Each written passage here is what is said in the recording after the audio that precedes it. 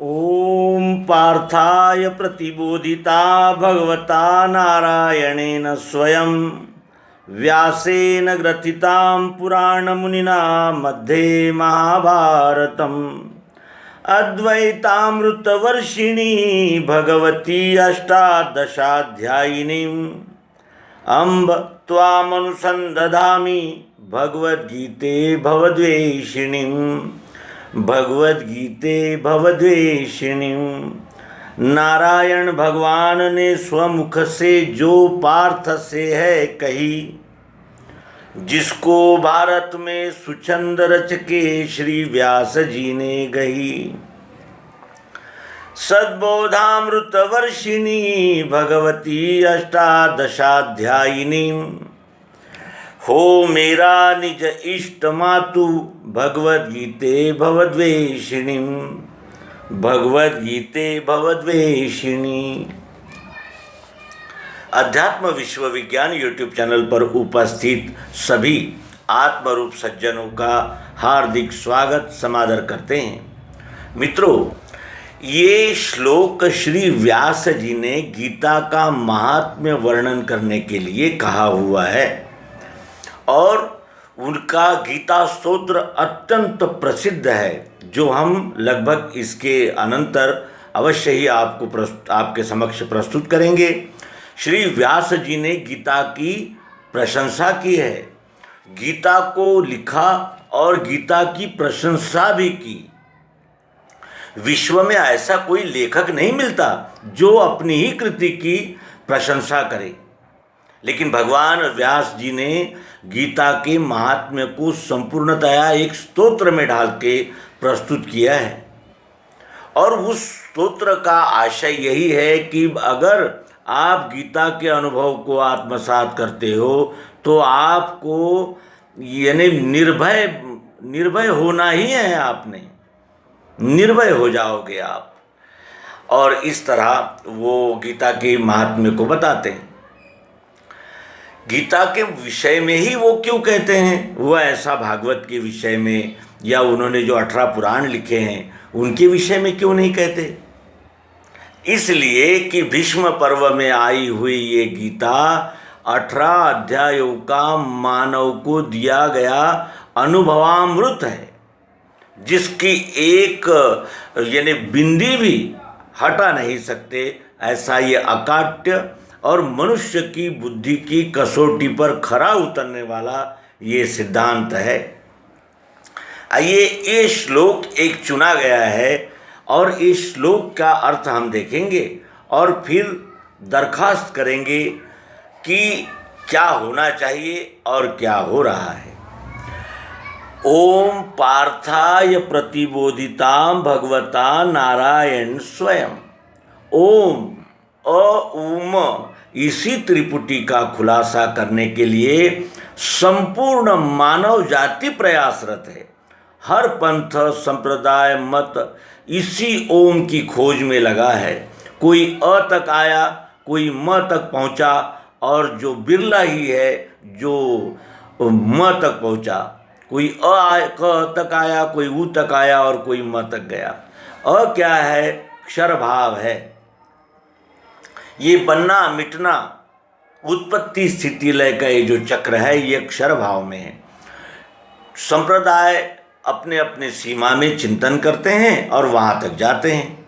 फिर ऊ क्या है? उस परिवर्तन होने वाले रूपांतरण में स्थायी, स्थिर, नित्य और अव्यय अक्षर, चाह, जरूरत, प्रियत्व, अस्तित्व। और कोई उसके पार गए, उसके पार जो जाता है उसे ही अवतार कहते हैं। वो म में गए, उन्होंने देखा कि ये अक्षर गति और अक्षर गति ये एक ही विश्व रूप के दो भाव है, ये दो स्वतंत्र नहीं हैं। और इसका लय विश्व रूप परमात्मा में हो जाता है और उनका समाधान हो गया। लेकिन उम ये क्रमशः अपनी बुद्धि का होने वाला विकास है और ओम यही एक ऐसा नाम है जो इस विश्व विधाता का नेचुरल नाम है। अन्य हजारों करोड़ों लाखों सहस्त्रों सहस्त्र नाम प्रसिद्ध है, लेकिन ओम ये इस विश्व विधाता का नेचुरल प्राकृतिक नाम है। अ उम, अ उ म, अ उ मम, अ उ म, संपूर्ण का द्योतक है अ उ म। अ का अर्थ होता है अधोभाग, उ का अर्थ होता है मध्य भाग और म का अर्थ होता है मस्तिष्क भाग। हर वस्तु आपको और किसी को भी त्रिपुटी में ही प्राप्त होती है, उसके 3 पुट होते ही हैं। नाम, ये रूप और गुण इन दोनों को मिलकर बनता है। रूप प्लस गुण इज इक्वल टू नाम, वस्तु। नाम वस्तु का ही होता है, बगैर वस्तु का नाम नहीं होता, और जिस वस्तु को नाम नहीं है ऐसी वस्तु भी विश्व में नहीं होती। ये सारा त्रिपुटी का खेल है और इसका निर्देश सनातन संस्कृति में ओम से ही शुरुआत होती है। सर्वप्रथम उससे ही आवाहन किया जाता है, उसे स्मरण किया जाता है, क्योंकि सब उसके अंतर्गत ही है। इस विश्व का नाम ही ओम है और विश्व से बाहर कुछ भी नहीं है। पार्थाय प्रतिबोधिताम, पार्थ अर्जुन को पार्थ कहते हैं।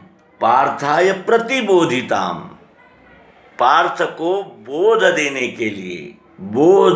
के लिए भगवता नारायणेन स्वयं, नारायण भगवान ने स्वयं व्यासेन ग्रथिताम, व्यास जी ने लिखकर रखी हुई। पुराण मुनिना का अर्थ होता है कि पुराण में महाभारत ये भी एक महापुराण है। महापुराण है ये महाभारत, जिसे पूर्व में जय कहा जाता था। और पुराण मुनिना मध्ये महाभारतम, इस महाभारत नाम के पुराण में लिख कर रखा है। अद्वैतामृत वर्षिणी, अद्वैत के अमृत की वर्षा करने वाली। और सारा विश्व तो द्वैत में ही चल रहा है, द्वैत को ही सत्य मान रहे हैं। इस द्वैत में यानी जो एक जिसे कहते हैं कि समन्वय है, वो कुछ बिरले लोगों के ही हाथ आया है। और ऐसा ये बिरला ही जाना है जिसने ऐसा ये अद्भुत यानी सिद्धांत प्रायोगिक पद्धति से श्रीमद् भगवद गीता में उपस्थित है। ये गुरु शिष्य का संवाद है। शिष्य ऐसे मोड़ पर गुरु के पास गया हुआ है कि थोड़ी देर बाद युद्ध को आरंभ हो जाएगा। जीना और मरना इसका फैसला होने की वो घड़ी सामने उपस्थित है। और ऐसे समय में ये संवाद हो रहा है। ये विश्व का विलक्षण और अद्भुत ऐसा संवाद है। ऐसा संवाद न कभी हुआ, न कभी हो सकता है, न होगा। अद्वैत के अमृत की वर्षा करने वाली, द्वैत कहते हैं दो को, दो का निरसन कर देने वाली। और इस अद्वैत के अमृत का, क्योंकि अद्वैत प्राप्त होते ही मनुष्य निशंक, निसंशय, निर्भय हो जाता है। क्यों? क्योंकि ये निर्भय बनाने वाली विद्या है। अद्वैतामृत वर्षिणी भगवती, माता का दर्जा दिया गया है।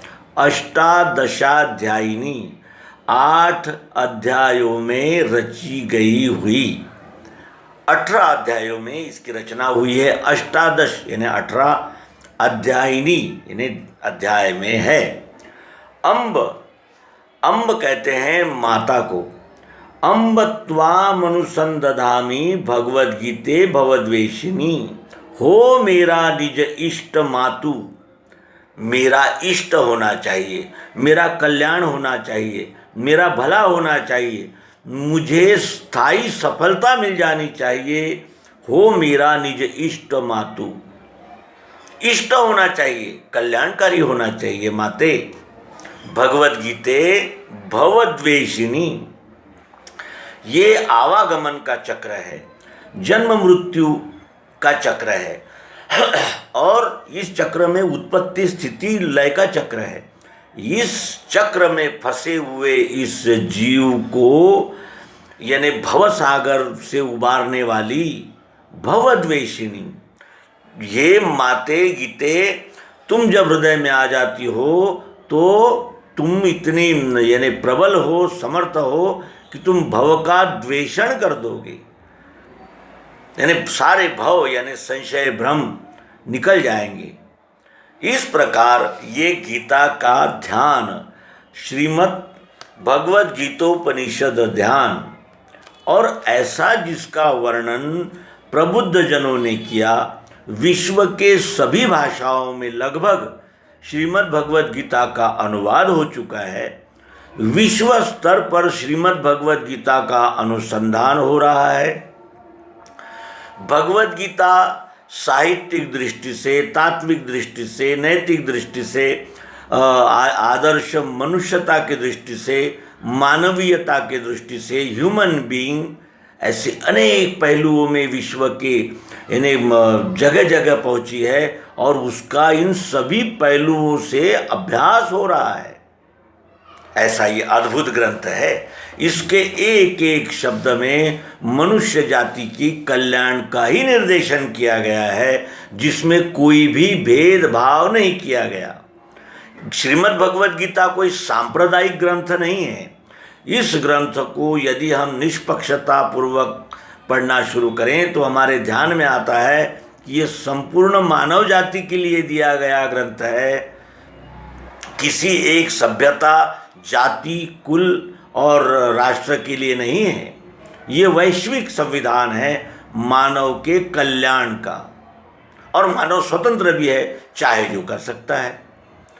श्रीमद् भगवद गीता ये गुरु शिष्य का संवाद है, और उन संवादों की ओर भी हम अगर ध्यान से देखें तो हमें ये स्पष्ट बोध हो जाता है कि अर्जुन जिज्ञासुओं का नेता कहना चाहिए उसे, क्योंकि वो क्रिटिसाइज करता है, वो विरोध करता है, वो अपने तर्क प्रस्तुत करता है। इसलिए ये तर्कशील ऐसा ग्रंथ है, और उन तर्कों का उत्तर सामंजस्य युक्त और समर्पक दृष्टि से भगवान श्री कृष्ण जी ने दिया है।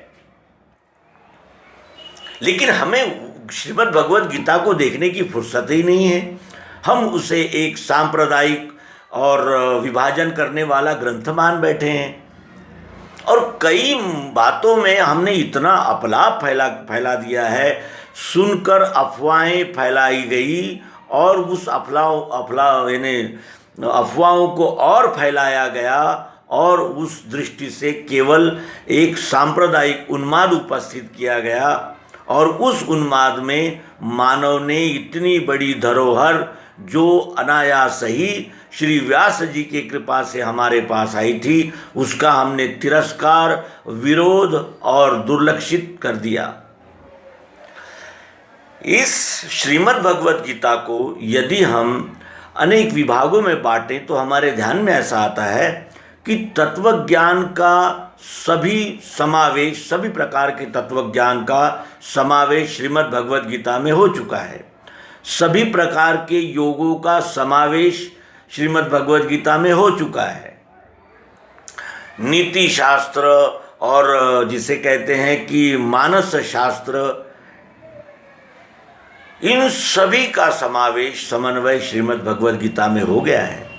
इसीलिए इस मंच से हम राजसत्ता, धर्मसत्ता, मातृसत्ता, जनसत्ता और आदि सभी इन प्रबुद्ध प्रभावशाली जनों को आह्वान करते हैं कि वे श्रीमद् भगवद गीता को यानी शालेय पाठ्यक्रमों में पढ़ाना शुरू करें, और वो तज्ञ शिक्षक उपलब्ध कराएं, और इसका परिणाम निश्चित रूप से आने वाले समय में ये देखेगा कि मनुष्य आदर्श बनने की कोशिश में लग गया है।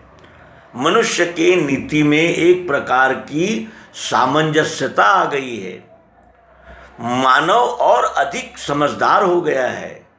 ये सारे लाभ और साथ ही जिस विश्व यानी जिस ईश्वर की तलाश में ये संपूर्ण विश्व के मत पंथ संप्रदाय लगे हुए हैं, उन सब को समाधान देने वाली श्रीमद् भगवद गीता है। श्रीमद् भगवद गीता के 11वें अध्याय में श्री कृष्ण जी ने अर्जुन को दिव्य चक्षु दिए, जिससे उसे दिव्य दृष्टि प्राप्त हुई और उसने इस दिव्य दृष्टि के द्वारा ईश्वर का यथार्थ और प्रत्यक्ष दर्शन किया, प्रायोगिक पद्धति से किया। इसलिए श्रीमद् भगवद गीता इस विश्व के सभी संप्रदाय, तत्वज्ञान, नीतिशास्त्र, मानसशास्त्र आदि का समन्वय ग्रंथ है और उसे हम जन जन तक पहुंचाने में संलग्न रहें। और जब हम ऐसे निरर्थक और साहित्यिक और कल्पनाशील साहित्य को अपने अभ्यासक्रमों में शामिल कर सकते हैं, तो ऐसा नीतियुक्त आदर्श और प्रेरक ऐसा संदेश देने वाला ये महान ग्रंथ श्रीमद् भगवद गीता हम क्यों नहीं पढ़ा सकते, ये प्रश्न भी साथ ही हमारे प्रिय विद्वान मित्रों में उपस्थित करते हुए नर्मदे हर सद्गुरु भगवान की जय।